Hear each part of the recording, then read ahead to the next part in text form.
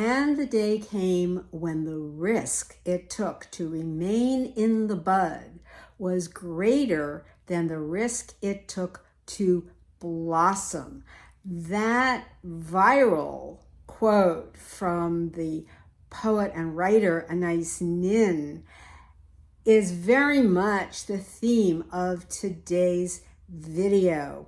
So if you stick around, you will be in the know.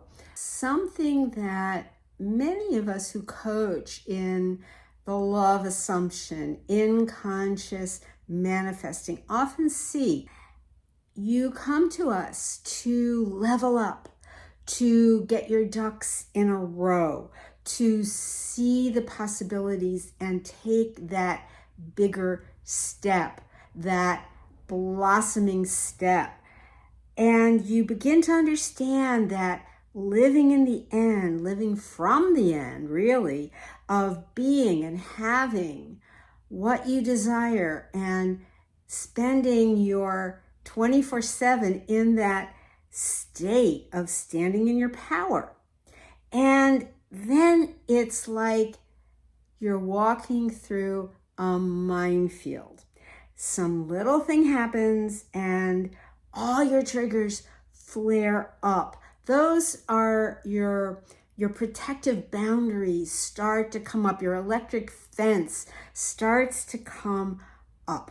Maybe it relates to something that took you a little bit out of that comfort zone where you're wanting to create content, to have your own channel, and the tech issues start to feel TMI, totally overwhelming.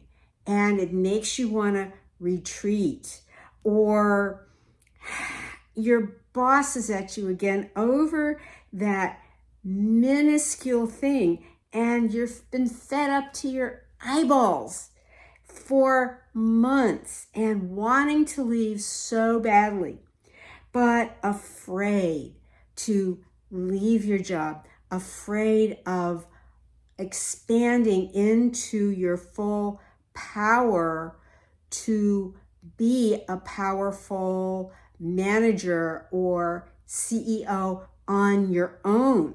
And I get it. I have been there. It's the story that you've been sold on by your small self, by your separate self, since really your childhood, or something that was impressed on your subconscious by something an authority figure had said to you.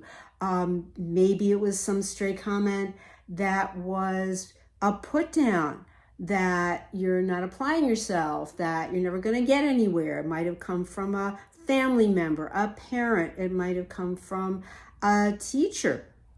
So you feel like you're so going against the odds that that part of you that wants to back off and back out of the situation that you're now in keeps flaring up.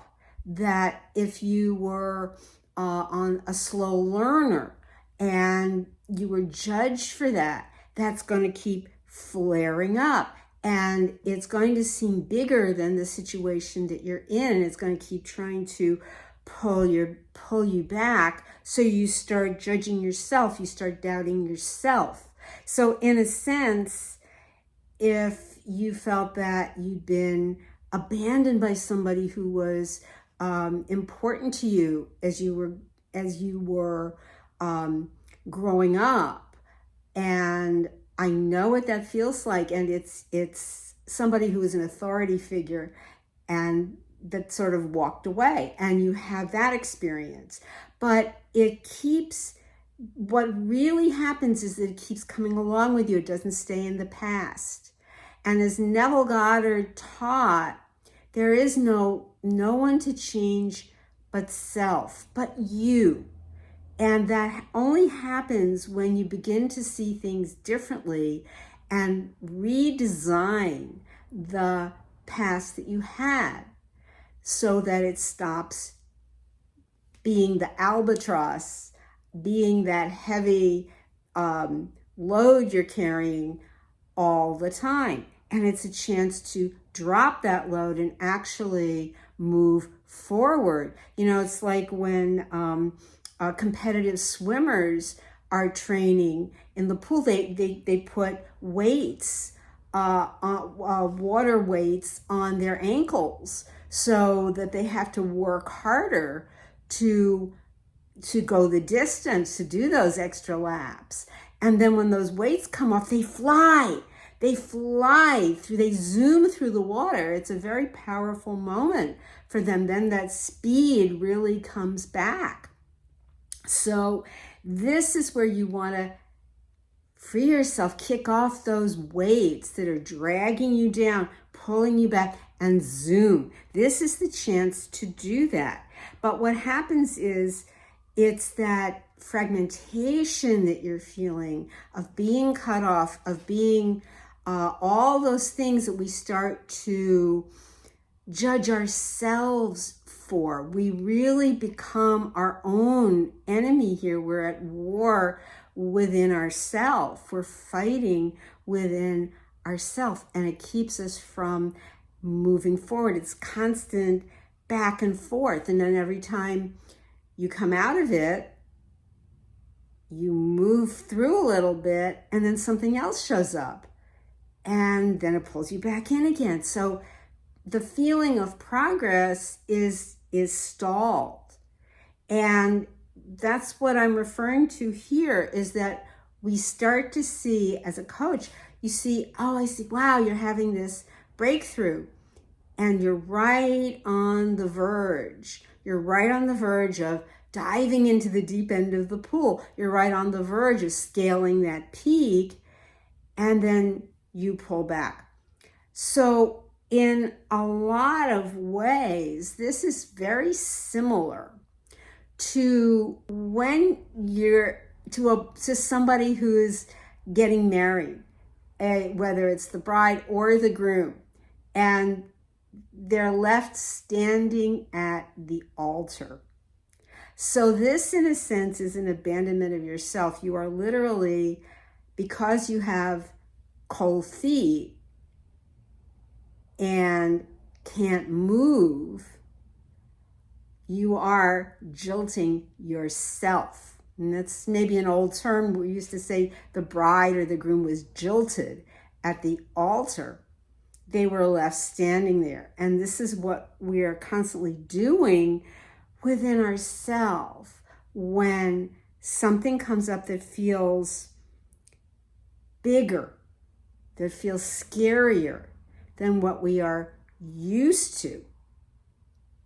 But a comfort zone is not necessarily really comfortable. It's more of that place within ourselves where we're kind of licking our wounds and not wanting to be seen, but the wounds are still there, and they're going to keep opening up again and again and again.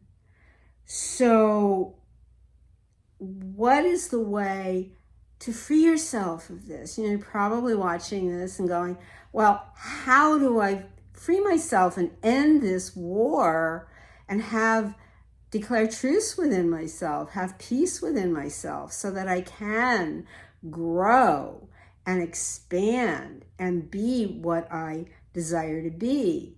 And yes, I can say, well, you have to have persistence, which is, of course, Neville's great teaching about persisting. But what is persistence really? We think it has to be forced, manipulated, controlling. It doesn't. And get this clear, it doesn't. It doesn't mean you have to force anything or have an expected outcome. It simply means focused attention on what you want and on who you want to be, your ideal self, but with not really that much effort. It's minimal efforts, just an awareness that you've made that decision. So because you already have declared to the universe, God, that this is what you want, you're simply clearing the way to that. and coming back into that knowing. And this is something I did a video on quite a way back, and I was talking about it in terms of refresh the page. It's what we do, right? When you put some data in on a screen in one of your devices, and in order to update it, you do a refresh, you hit that little scrolly thing, right? A little revolving thing, and it refreshes the page with the new information. This is the same thing. It's literally that same feeling that you have refreshed it and you have reminded yourself. What does it take to just hit that? Nothing, right? It's that easy, light, quick feeling. Remember, into the universe, this happens at, warp speed because you already have it. It's there. It's in you. You've already been given that. You already have the kingdom of heaven. It's there. So this is that knowing and remembering when that feeling of that overwhelm and leaving yourself standing there and pulling away and the fence coming down, that it's reminding yourself that it's already yours. It's already given to take that bigger step because you've taken it. If it's something you want and you're committed to having it, and that feeling of just that that it's yours. It's not a guessing game. It's not a we'll see. It's not maybe. It is. And it is that easy, and it's trusting.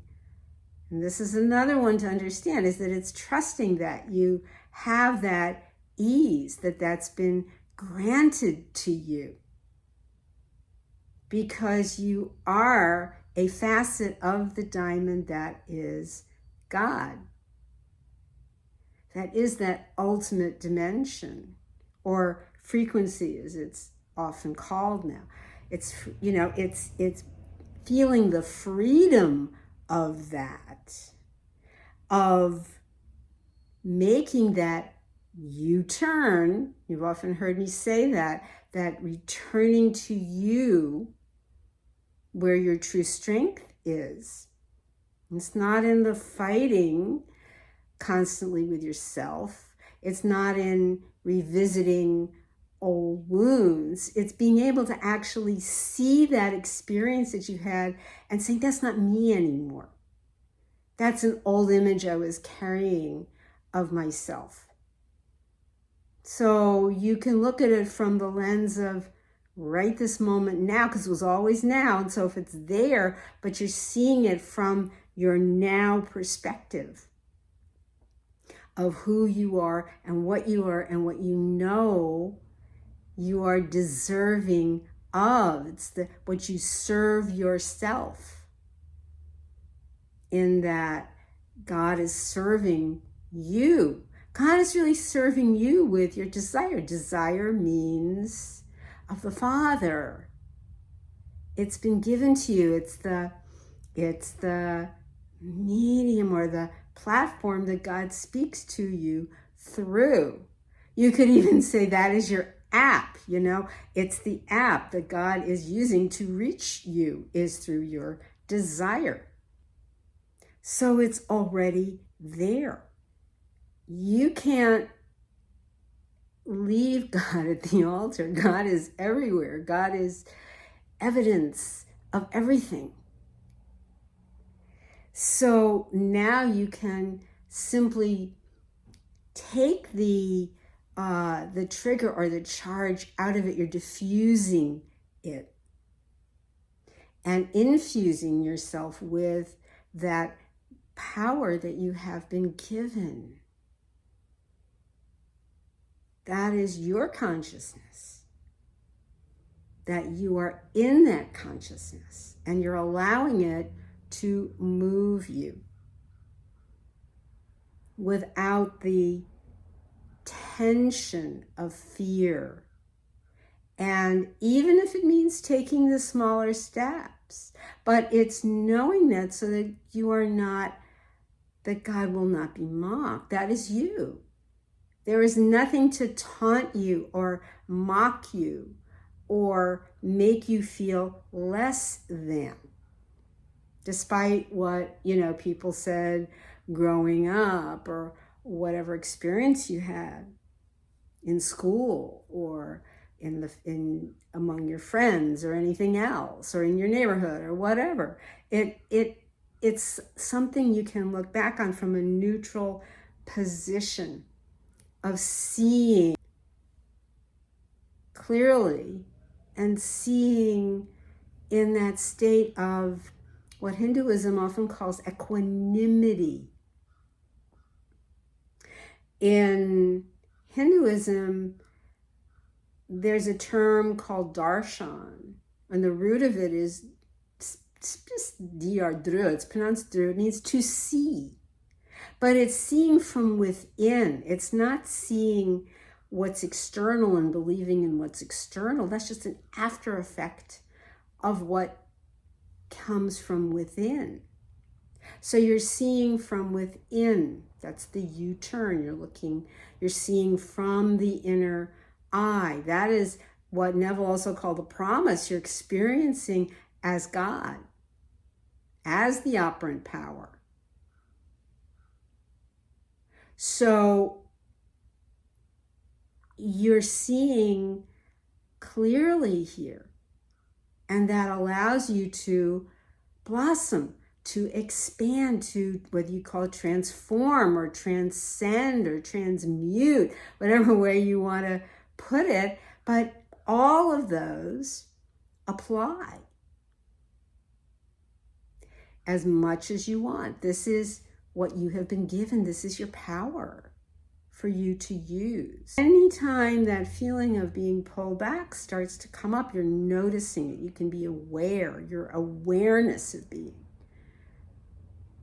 That is your I am, is showing you that. You can say, I'm not that anymore. I remember that, but that's not me. That's not me. I see it. And I see that and I let it sit there by me. I'm seeing it for what it is. It was a story I told myself. And if you want to say, hey, this is a new story that I am creating here. This is a new story that I'm imagining of who I am. That I am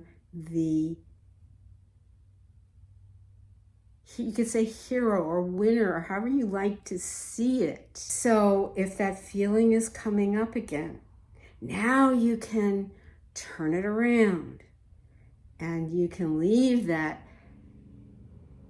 ego, the small self-anxiety around it, you can leave that behind, not because you have retreated, but because you have vanquished it. Thank you for being here with me.